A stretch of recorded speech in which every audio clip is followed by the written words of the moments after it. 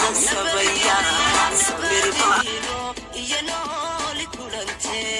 nabadgeliyo nabadiyo iyo nooli kulante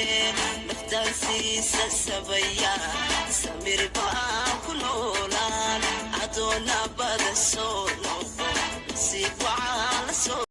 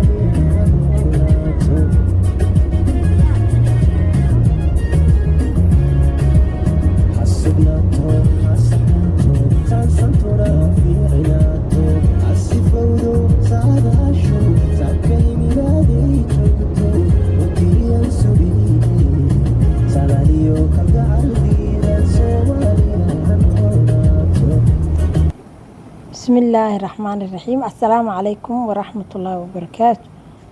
صحابة سود وهذا ما أنت وحن شوقنا أيربورك ماليشيا إن شاء الله. ما أنت سفران هاي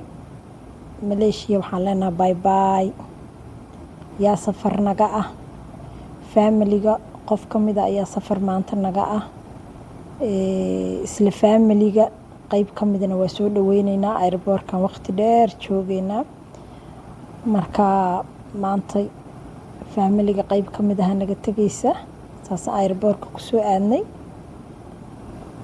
insha Allah safarkooda si qeyr qabta oo nabada inay ku nabad tagaan meeshii jecel yihiin ilaahay ku nabadgeeyo gabadhayda baxaysa maanta waqti dheer isla qaadanay isla joognay waqti qurux badan maalmo qurux badan insha Allah safarkan safarka ku xigana anaga baxayna hadii ilaahay idmo maleeshiyana oo soo xiisi doona meel qurux badan waqti qurux badan ku qaadanay nabad ah dib ka jirin sidaan oo kaleeto ilaahay wadankeena ha nooga dhigo meel qurux badan oo nabada ilaahay wadankeena ha nooga dhigo qof kasta uu jecel yahay gurigiisa inuu nabad u noqdo oo meel nabad u noqdo oo si nabad ugu noolaado qof kasta wuxuu jecel yahay guri islaameed wuxuu ka jecel yahay gurigiisa inuu si nabad ugu noolaado oo meel qurux badan u noqoto marka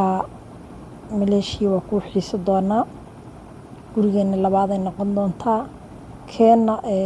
dalkeena hooyana ilaahay nabad ha nooga dhigo maanta familiga dhan aan ku soconaa guriga hal qof looguma soo tagin qof qaali ah sugootineynaa ilaahay ha nabad geeyo meesha jeceshahay ilaahay si nabad fudud ha ku geeyo familiga kale noo imaanayana si nabad ilaahay ha noogu keeno asxaabta soo duceeya gabadhayda ifraaxa maanta baxaysa iigu soo duceeya ilaahay inuu nabad geeyo waxay jeceshahay oo qayrana ilaahay u sahlo annaguna waa u ducaynaynaa habar yar waxaa jeceshahay qayra ilaahay ha ku siiyo si nabadana ilaahay ha kugu geeyo wallahi markaan qofka waqti fiican isla qaadateen tegitaankiisa waa tabaysaa waa waxa waaye qayb jirkaaga ka mid oo baxaysa waaye marka safar dheer baa sugaya ilaahay ha nabad geeyo meesha jeceshahay annagana nabad meesheena Allah nagu yeelo intaan ka tagayno nabad inaan ku joogno ilaahay ha noo kaso dhammaan asxaabta maalmahan hawada waa ka maqnaa aad idin salaamaya waxaan idin leeyahay